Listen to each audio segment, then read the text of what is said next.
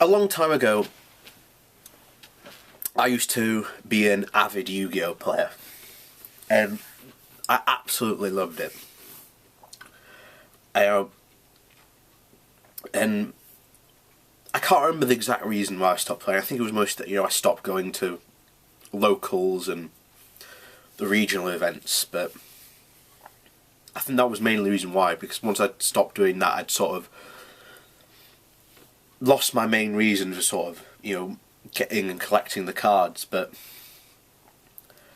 I remember back in the day, I always remember Elemental Heroes. Elemental Heroes they were a good deck. I always remember them being a good deck. I mean, what I left in, let's see, Cyberdark Impact was just about to come out.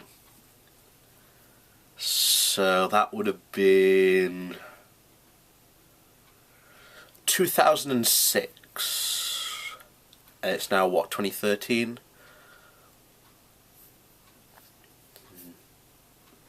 Yeah, so I've been away from the game for a fair number of years, and I recently, literally, just stumbled across Dueling Network, and the game has moved on so much since I last played it. I mean, I was like, what the hell are these white cards? What the hell's a synchro monster?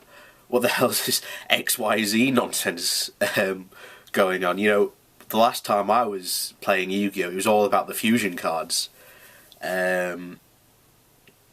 which again, I sort of sound like the old man of Yu-Gi-Oh. But God, the deck I used to play with I had sort of two decks. I had a ritual deck, and depending on what I felt like a change sort of my monsters, I used to run two Demise, I think they were called.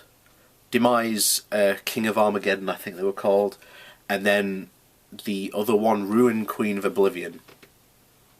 That was one. I'd either use those three, or I'd use three Reshef. Now, Reshef was awesome, because back in the day, like I said, I used to play when we had Change of Heart. Now look, it's on the ban list now, so I don't know how long it's been banned for.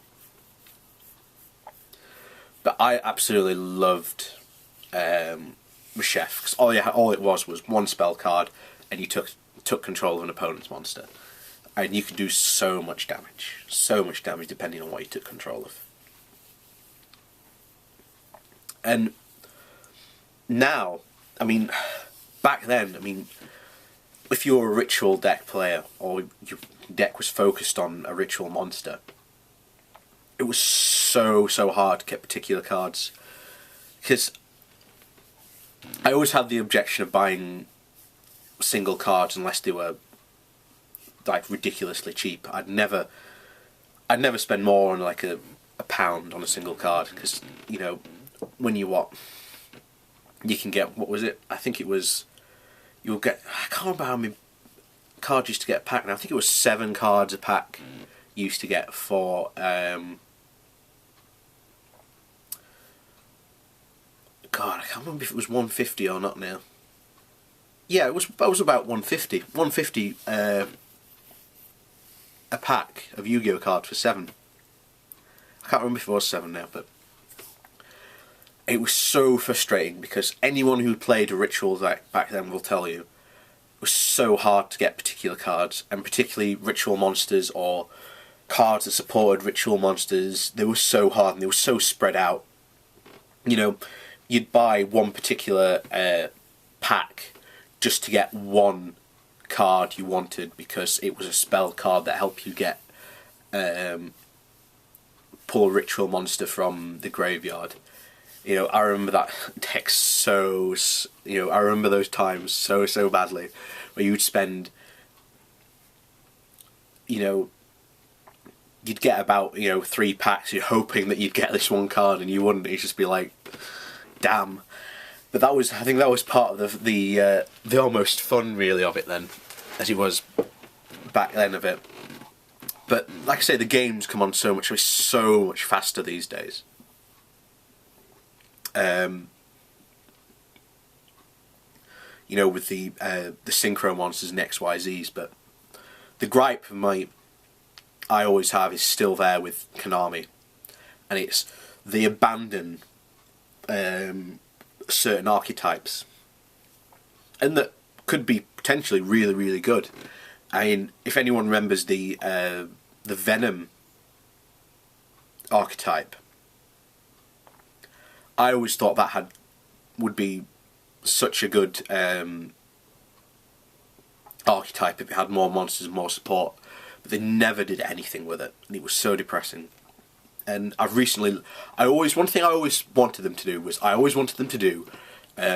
cards based on Nordic, the Viking gods. You could have Thor, Loki, and Odin, and they did do it, and it was brilliant. Because when I found them, I was like, yes, they finally did it.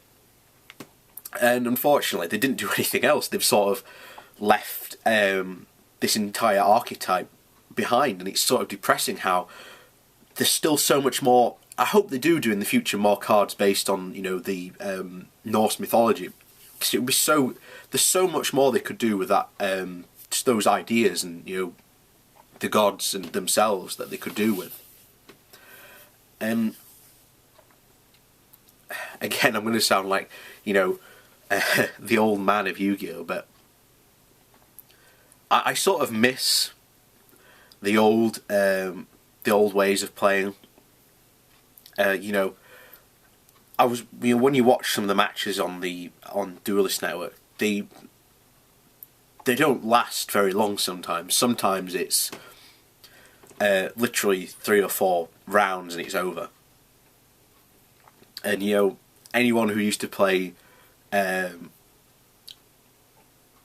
old school, it was always it always took time to build up things. You had to very carefully think about what you mix, what potentially your opponent was going to do next and stuff like that. And people forget back in the old locals and regional events, people used to try and find out what deck you were playing for that exact reason, so that they could know what you were playing, so they could at least have an idea of what was coming up against them.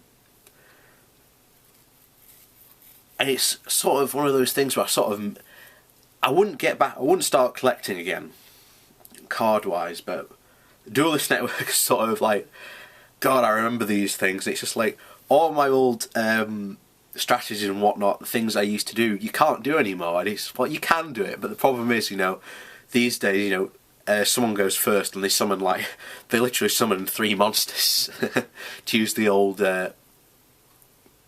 Yu-Gi-Oh abridged term of it, and he's just like, damn.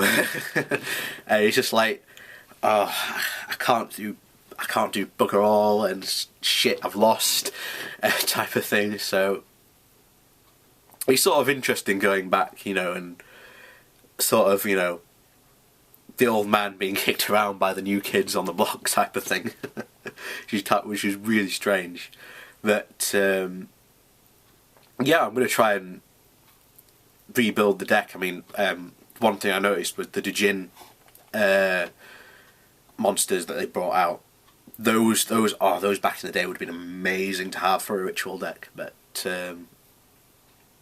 yeah, anyway, that's it. Anyway, I'm sort of decided to sort of do a geek out video today, because I sort of done a serious video today, so I thought I might try and calm down from that. But anyway, there you go.